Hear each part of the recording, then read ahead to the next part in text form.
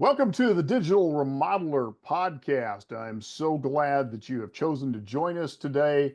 And with me is Michael Allison with the Adversity Academy. Michael, so glad to have you with us. Man, Carl, thank you for having me here. It's an absolute pleasure to be here, brother. Fantastic. Michael, tell us a little bit about yourself, about the Adversity Academy before we dive into our topic today.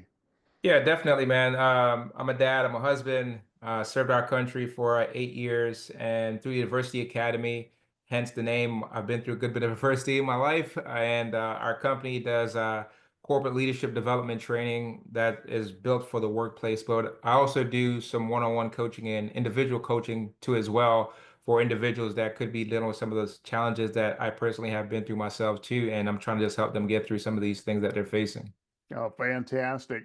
This is a kind of a different topic, on the podcast. Normally we're talking, how to build a business and sales and marketing and operations. But the reality is, as I often tell, our clients, the higher the levels, the higher the devils. Yes, sir. And as your business grows and the pressures begin to mount, it can become a real challenge. And so let's talk about the adversity that comes with high stress professions, and especially as a an entrepreneur and as we're talking to contractors, you start as a one man operation, maybe one man with a helper, and you start to get some success, and by golly, all of a sudden you've got a business, and now it's gone from physically demanding to mentally and emotionally demanding.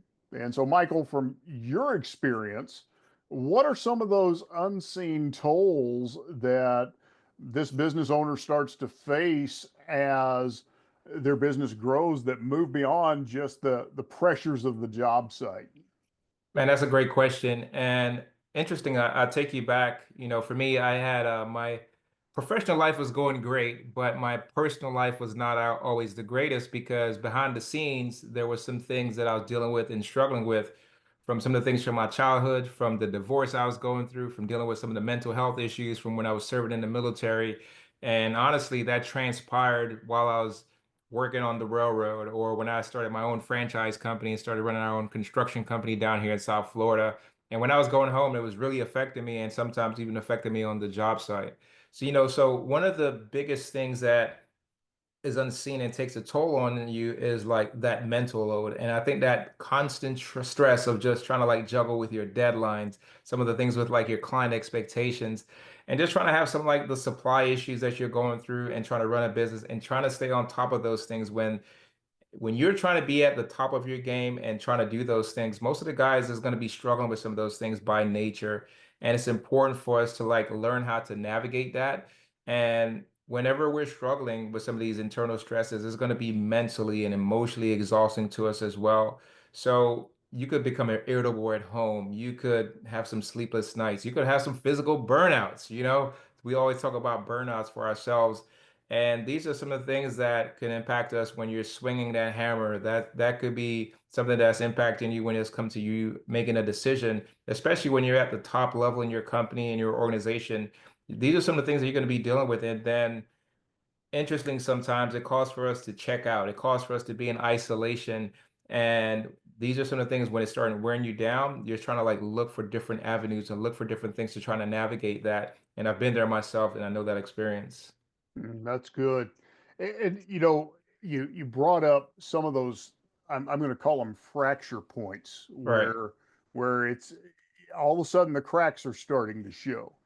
And so when you see those cracks beginning to show, what are some of the mindset shifts or practices that can really help our listeners stay resilient when it feels like right now they're in the grind? Every day is just an uphill battle. They are clawing for every single inch of ground that they're taking. So something that I've put into practice that I had to go through myself was a quick hack that has changed my life, man. This is one of the one things that has changed my life, and it brought me from being reactionary to having a resilient mindset. And what I'm going to ask your listeners to do is think of it from this standpoint of you got to break it and then reframe it. Now, under breaking it, this is what I need for you to do. Have a mindset sweep. Like actually dump and download everything that you're actually going through and that you're actually dealing with. And then the next standpoint of that, when you start reframing it, is how can I reflect on this and refocus? How can I reflect on what's actually taking place and see what are some of the emotional things that is being triggered by what actually is going on here? And how can I start reframing this and putting things in perspective? Oftentimes we start telling ourselves these lies, or we take things to the extreme and take it to the worst, and when things are truly not what it is from that standpoint. But when you could actually just start imploring some of these things, we have a worksheet that we do with this, and we're actually going to be working on creating an app for this too as well. But I think this is a quick thing that us as leaders, especially when we're dealing with some things that could be challenging, is how could we break it and reframe it? Oh, that's good. And really, if I'm hearing you correctly, you have to do something a little counterintuitive. You actually have to acknowledge and recognize those pressures and kind of name them out, call them out for what they are. I agree with you. Whenever I get the chance to work with individuals and we break this down a little bit more, we're going to go through a steep three-step phase. And number one is we're going to identify what it is. Then number two is we're going to clarify what it is. A lot of times when we go through that clarifying phase, we'll see that we have an identity tied to something of what it used to be and what it could be. And then the last thing is the verifying standpoint. And for me, when I was younger and I used to go through things I used to tell myself at night, and I realized that I used to sell myself all of these stories, all of these things that is transpiring in my head. And I'd wake up in the morning and I'll be the number one customer buying the same thing that I tell myself. So the last part to that is verifying, identifying what is true and what is not true. And this is where we tie in the reframing aspect of what is true in our lives. That's awesome. You know, one of the things that's important in this reframing context is, this idea that toughness is expected. And sometimes toughness, keeps us from getting the help we actually need. And you brought up something really important in the beginning, and that's mental health. And sometimes our facade of toughness keeps us from really addressing the fact there might be some mental health things we need to deal with. So I'd like you to kind of delve into that, if you would, why mental health is such a taboo topic and why it's something that we need to talk about openly. I think it's extremely important for us to talk about mental health openly. And as a man, this was something that I struggle with, and I know quite a few different men struggle with too when it comes to being vulnerable and being transparent. I'll tell you my own personal story, man. As a kid, I grew up being abused, had some things that occurred to me when I came from Jamaica with some things with around the family members, some things around the Boy Scouts that I really struggled with, and I was bawling it on the inside. In addition to that, when I had the chance to serve our country in Iraq, I experienced a VBID car bomb. And along that journey of me telling the stories around that was I passed the suicide car bomber that actually struck our vehicle. And for a very long time, I walked around with a lot of grief, a lot of guilt in regards to taking some responsibilities that was tied to that scenario. Man, when I transitioned out of the military, there was a stigma around mental health when it comes to getting employments and getting jobs. And I spent close to 10 years of my life never addressing some of the mental health issues that I was dealing with and facing for most of my adult life. And as I was going through that, I was there working on the railroad. And as a supervisor, I get called in and they say, "Hey, Mr. Allison, we have a suicide here on the railroad." And I get called in. And as soon as I'm there, I see this body cut in half on the train, and it brought me back to putting my best friend in a body bag. And I immediately checked myself into the hospital, and that kind of led to the start of my path of me trying to seek mental health treatment because I was keeping something suppressed in my life for so long, and this is how it occurred. So for your listeners, you never know how some of these things is going to spark its head on. It could be on the job site, it could be an argument, it could be driving down the road, it could be at the grocery store. You never know how some of these things is going to affect you. So in the trade, you got to actually be be in the mindset of understanding where I may have to be a little bit vulnerable and transparent. We're around guys. We're probably in a macho mindset, so we got to be tough. We got to be the big big guy here, but it's okay to actually raise your hand and say, I need some help. One of the quotes that has always stuck with me is it's hard to see the label when you're sitting inside of the jar. And when you're inside of that jar, you have a lot of things going on the inside, but from the outside, nobody sees it. So nobody could help you to as well. So I think it's important for us to actually identify what we're dealing with and raising our hand and getting the help that we actually do need.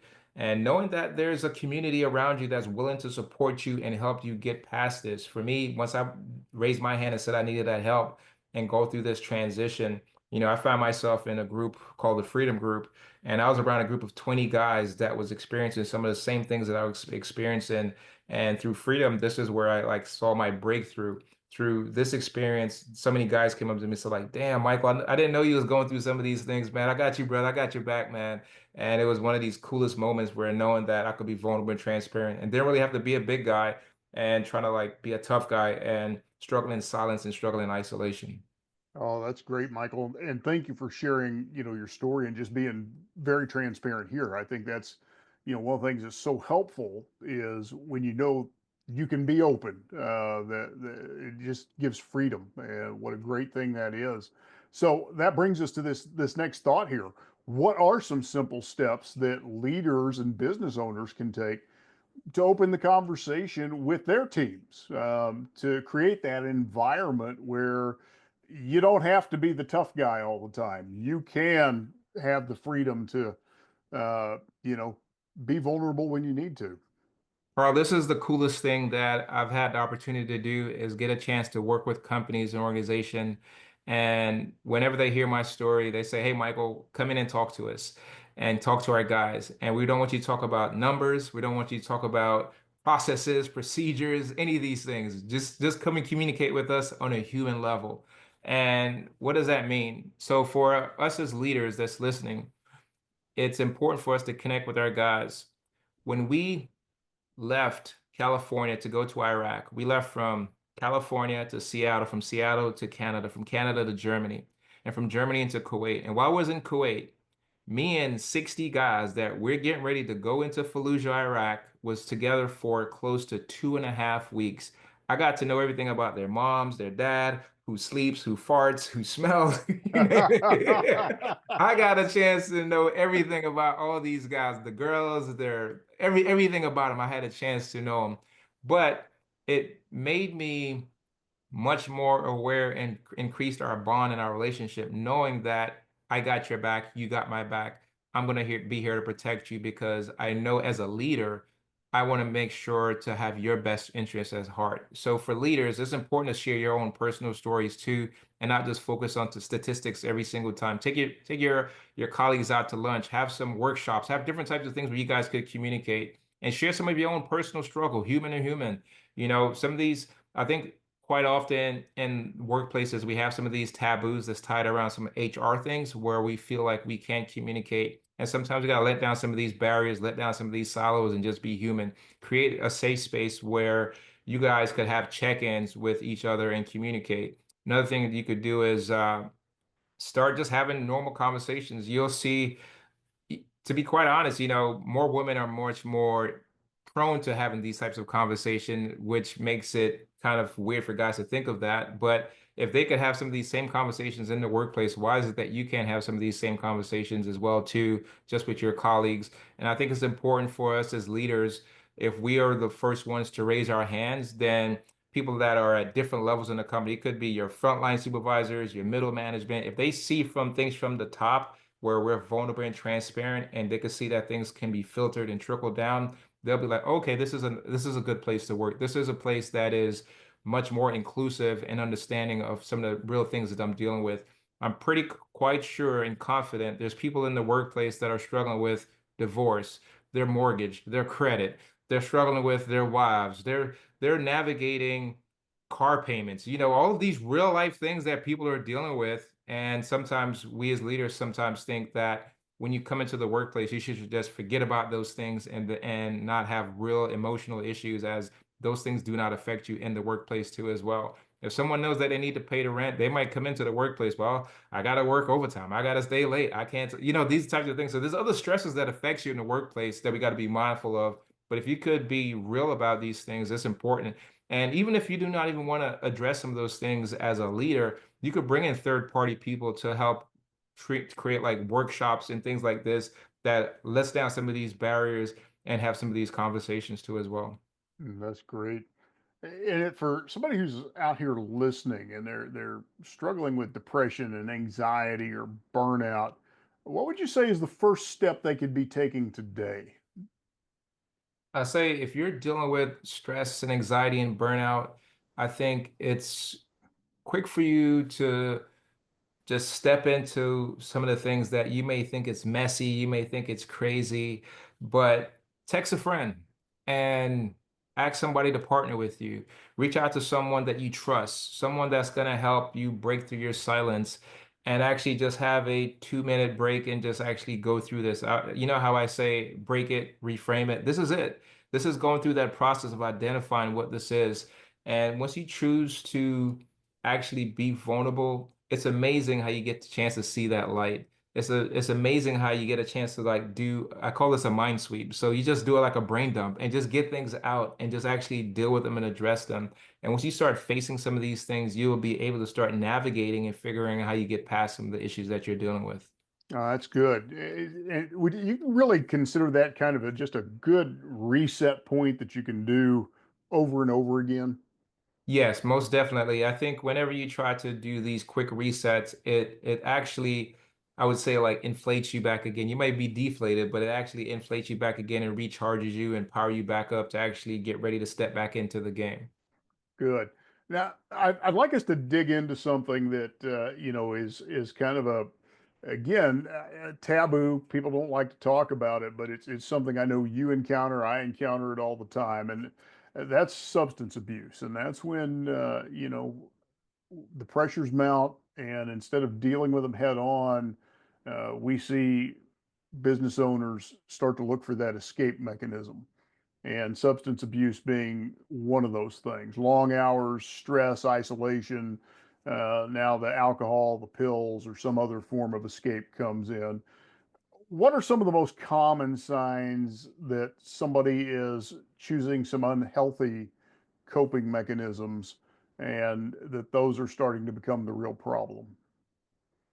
Unfortunately, this is a real issue, and coping mechanism starts with interfering with like your responsibilities and your relationship and your health.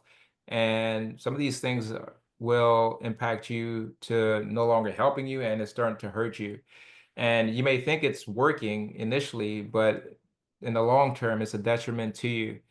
I remembered when I was there on the railroad working, and I was going through a divorce. And as I was going through that divorce, I started drinking, and I eventually drank one night and went out and got a DUI. That DUI put me in jail. I had to deal with probation, community service, you name it, and led me down a path of like, you know what, this was not the right decision and the right path, and I had to catch myself in that. So it's important to identify what are some of these things that we're dealing with and what is the emotional cause that's causing this for me, and how can I break that and get out of that? Or else, this is going to lead you down this path. I know some of us think that this is a dependency and it's going to numb the pain. And I'm trying to just get past this, but this is a red flag. And when you identify this as a red flag, this is when we immediately have to start catching ourselves and knowing that this is causing me to be in this mood. This is causing me to be in isolation. This is causing me to miss some deadlines. This right here is causing me to be irritable and treat people bad, which is not normally me. How can I start fixing some of these things and get the help that I need so I don't start treating people this way? I don't respond this way. Ineffective to my company, ineffective to my team, ineffective to people that is depending upon me as well too. Yeah. Now here's the tough question that comes up. How do I, as a leader or a team member, approach somebody that it's pretty obvious they're starting to struggle with substance abuse? This is not always an easy thing, but I think if you address it from the human standpoint of an empathy standpoint with some compassion first, not from the standpoint of confrontation, of starting an argument, or from the standpoint of I'm gonna fire you or those types of things, right? We need to come at it from the standpoint of like, you understand them and you get them. You know that you're dealing with something. So if you look at it from the standpoint of compassion and say something like, hey, I noticed that you've been or seem a little bit lately kind of thing, and I care about you. Do you need to talk? If you start leading with these types of conversation with empathy, then it's much more of a softer approach. We kind of learned this in counseling too, as well, with your wives and stuff like that. But the thing is, when you do this, like you're not trying to be the problem solver. So you're not trying to diagnose the problem. You're not trying to fix them. You're just trying to lead them to the way. So you're kind of like bridging the gap. You're becoming that resource of getting them to that destination of where they need to be to get them back on the right path. And I think from that standpoint, when someone knows that you're there to help them, then I think that's a good way to start. You're good. The next thing that often comes up is that business grows and gets successful is you're working hard because you want to provide for your family, but all of a sudden your success is starting to take you away from your family. How do you maintain that healthy balance so that you're protecting uh, good relationships with the people you care about? At the same time, you're taking care of their needs financially. What advice do you have to balance those demanding professional commitments with also the commitments you have to your family? I think it's important for us as leaders to identify who we are and what are some things that will hinder us as like distractions and also things that are keeping us complacent. And when you identify some of these things, then you could actually know how to like focus, create your routines, create your habits. And when you start doing that, I think it actually sets you on the path of being much more focused. For myself personally, I knew that I have to focus on things for me when it comes to like my physicality. Like, so I wanted to get up early in the morning and stay in shape and be focused and prepared in the morning. I wanted to be in a mental mind state to get my day going. So how can I get charged up emotionally and prepared for the day? So is it motivational music? Is it scripture? Is it whatever you want to do, yoga, whatever you name it, those types of things. Then mentally is what is it that you need to do to get mentally prepared and mentally sharp? For me, I take some of these mind clarity shots in the morning that I have here. Then I take some focus pills for myself just to get prepared. Then I have these neuro gums for me to just to like chew on those and get focused on. So these are little hacks that I do for myself to prepare me mentally so I can stay sharp throughout the day. I also have this desk here, so it stands up and it raises up and down for me to stand up and just make sure I'm functioning throughout the day. And when I start doing those things, it helps me regulate my nervous systems in regards to just being prepared because there's some psychologically things that's tied to this too as well. Then from there, I get a chance to reflect and be truly appreciative of where I've came from to where I'm at now today. So I get a chance to reflect. And then the next thing is for me to just reconnect. So like you're talking about like your family and your purpose and your impact. So I think those are some of the key things for me as well that I would share with your audience as well. Good. And what boundaries, can you put in place to protect both the family and the business so that you are maintaining that balance?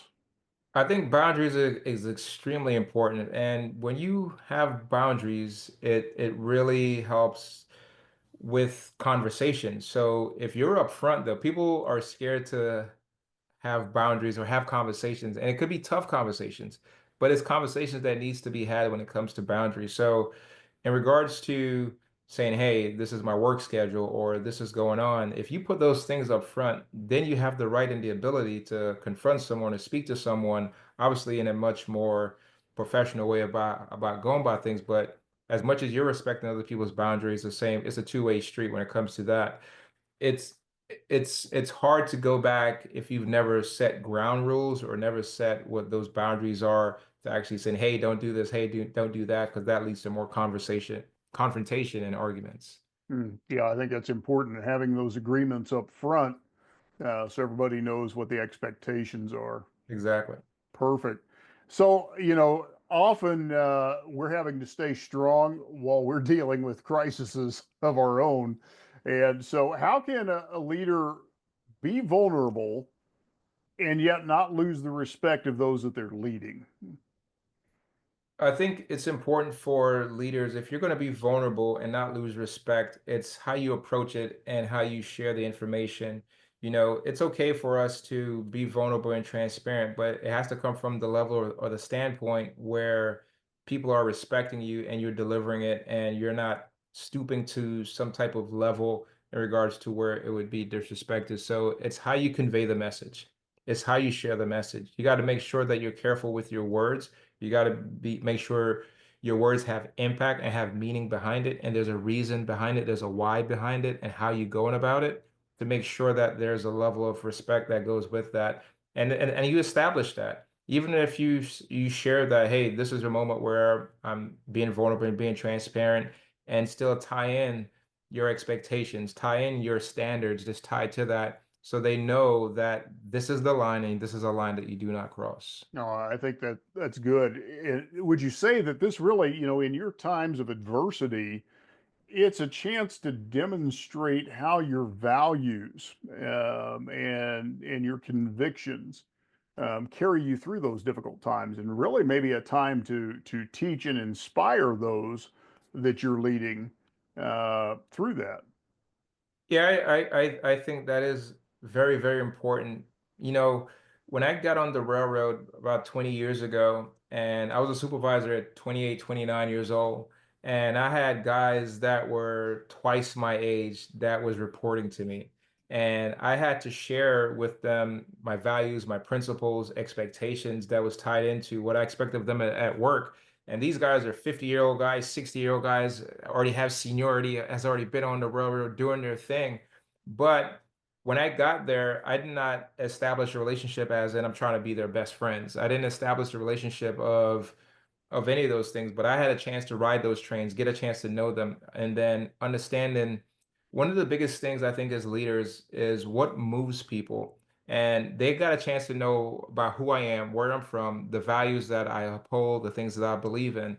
But once I got a chance to know them, I wanted to know what makes a difference to them. And when people are difference led and people understand the impact and what they want and how you could benefit them and how you could serve them, and know what they value, that's when you get a chance to earn their respect, when you get a chance to serve them too as well. That's great. And Michael, let's kind of move to a little different perspective here. The power of faith and community in this conversation. And sometimes we need to tap into something a little beyond ourselves. So, how can faith and personal beliefs become a stabilizing force in these crisis moments?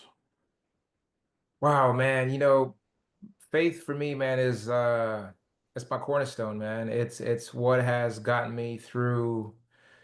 It's what saved my life, man. When I was at rock bottom, faith is what gave me a re reason to breathe, man. That's what kept me fighting. That's what kept me digging deeper for my identity and just having that performance that I wanted for my life, for my business. When it comes to the crisis, the adversities, you name it, this is what kept me going and kept me pushing. You know, I think I shared with you earlier, man, when I came to America, mom and dad made sacrifices and leaving their kids, right? And we're trying to figure things out. Had a situation with a family member, had a situation in the Boy Scouts, and I'm dealing with all of these things. And it was always instilled in me how God has so many things provided for me, and He's my rock and He's my cornerstone for me personally. When I was in Iraq, my grandma was always telling me that she's always going to be praying for me. And I just knew I had a praying grandmother. And I tell you that because I'm there in Iraq, man, and bullets are being shot over my head and they're just missing me. I'm there in Iraq and my friends get blown up by a car bomb. I'm 5 seconds away from this car bomb. That could have easily been me, man. And I've always think through the grace of God. I tried to commit suicide over 15 years ago. That's not only by the grace of God that I didn't pull that trigger, didn't kill myself or anything to share my life story and make an impact. And I say that to you because it was not only because of great people in my life and stuff like that that God has put in my life, but it was through the grace of God that helped change my life, change my perspective, change my outlook, created belief, created faith, and all those things. And I think that has been a tremendous, tremendous impact. And for our listeners that's listening, What is it that you believe in? What is it is at your core that keeps you pushing? What is it that keeps you to be difference led? Whenever you think of giving up, whenever you think of quitting, what is it that causes you to get up and take action and not be paralyzed from whatever it is that's actually holding you back? That's great. And then, Michael, along with that is having a strong support network around you. And a lot of people don't know how to start. How do they find a good, strong support network that they can tap into? What's your advice there? I think the number one thing is when you're trying to find a network of being around people is you first have to engage. And I think when you say, hey, let me see how I could be a part of this group, but where I could serve and where I could contribute, then people will see the value in you. And for myself, this is what I did, and this is what I would encourage your listeners to do. But start asking questions and start listening.